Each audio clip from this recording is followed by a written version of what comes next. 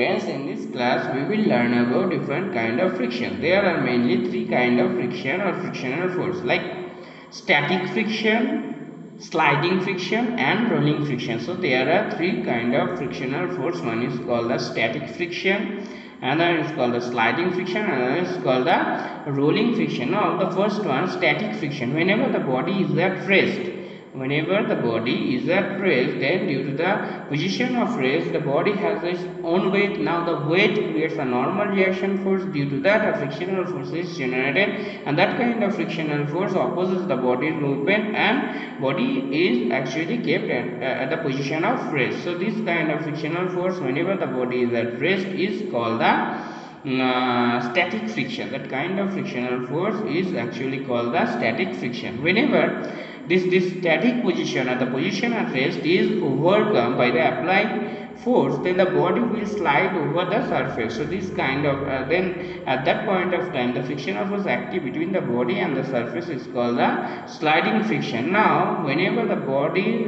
whenever there is an extra amount of external force applied on the body, then due to that the body will move or roll over that particular surface. At that point of contact of the body with the surface, a frictional force is generated between the body and the surface. So due to the rolling of the body, the frictional force generated at that point of time for the opposition of that particular body's movement is called the rolling friction.